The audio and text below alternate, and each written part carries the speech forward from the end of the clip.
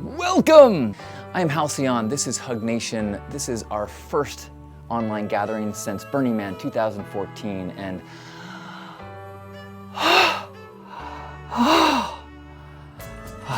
it was pretty special. There's a common thread in discussions about Burning Man. There's this assumption that it's so known now. It's certainly not an underground event. How could it possibly have the integrity and magic that it once did? It was incredible. The people, the art, the energy, the love. It was profound, it was magic, it was incredible. People do ask, how's things changed? This was my 17th year. How have things changed? And the big one that I'm aware of in my experience is that Burning Man is not a secret anymore. It's not an underground thing. There's no, hush hush, you gotta be in the know. It's all over the place. It's on all sorts of websites and blogs and print magazines and TV shows, and everybody knows about it. My mom knows about it. And so because of that, it is a public event. Therefore, it has to obey the laws of the land. And that is the big difference. There's a police presence, and you have to act in the city of Black Rock in the same way you would in any city in the US. Just because there's craziness everywhere doesn't mean you can be illegal in your activities everywhere. That is a big difference than from the early days when lawlessness kind of ruled the place.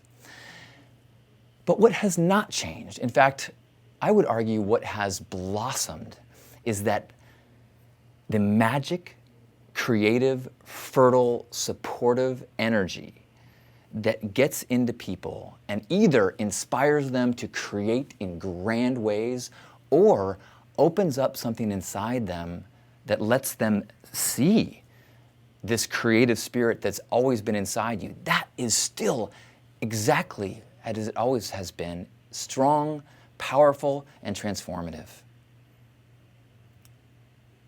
People, every year I've gone, I meet people who say, it changed my life. Because of that energy, because of that supportive environment, that environment that says, look, this place is for you to be honest and tune in, and you're so far from everything that's normal in your world. The default world is there. This is something different, and in this place, let go of all of the momentum of your thoughts, let go of all the patterns that you have, and just listen to what do you really feel, what do you really want to do? And in that place, you will hear things that you've never heard before. You will realize that you have desires or talents or an instinct or a fire that you want to share or give in some way. That is real and true and powerful, and I saw it all over the place, and I continue to see it. And the love is so strong. The rumors of Burning Man's death have been strongly exaggerated. That being said, there was a number of valid conversations this year about things that we need to kind of keep our eye on, things that as the event changes and as things evolve, these things could be dangerous to the overall vibe of what's happening. Since the event has been sold out, it changed a massive dynamic about it. Radical inclusion has a different tone when not everybody can go. You can't radically include everyone. There is a limited number of seats. Somebody ain't gonna get a seat when the music stops. And so, with that being said, there's all sorts of new conversations about how do you make sure that first-timers know what they're doing and understand the principles and understand that this is not a music fest. I think that's one of the big dangers of Burning Man, is that it is perceived as a music festival because it's talked about in the same articles and conversations, and big name artists play. That's a shift that's happened too over the years. Initially there was a rave camp, but music was simply one of many gifts that did not have such a profound impact and took up so much landscape and so much of what you see. I mean, it's almost, a lot of people just assume that you're going to go out to dance clubs and dance camps at night. And I think that's a danger.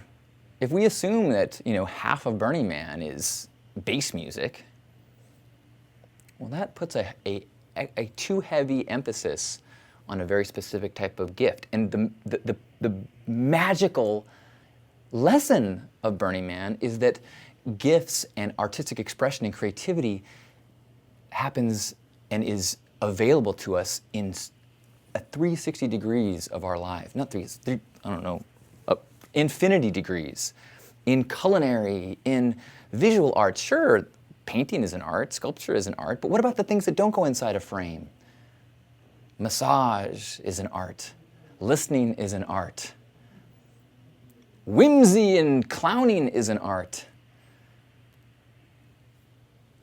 Acting from a place of purity, acting from a place of true inspiration in any direction is artistic expression.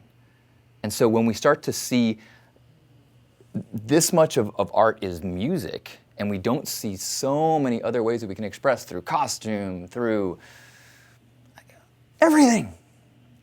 And that's the gift, is that there's some people, when they hear about Burning Man, they say, oh, well, I'm not an artist, I'm just going to go check it out. And this fertile environment with such a far distance psychologically, spiritually, and physically from your default life can help people turn that corner and say, oh, that's how I'm an artist. That's how I make choices from this core place of inspiration. A painter goes, my muse made me paint this. My muse made me drop these beats in this way. Your muse can also make you be present and listen and respond to a conversation. Your muse can inspire you to invent a game to play with a child. Your muse can inspire you in every way that you live. Life is an artistic expression. And that is the lesson that we have to keep coming back to and keep inspiring people to remember. So if you are a participant at Burning Man, you are an artist. You are creating in the way that you walk through the city and the world and your life and others' lives.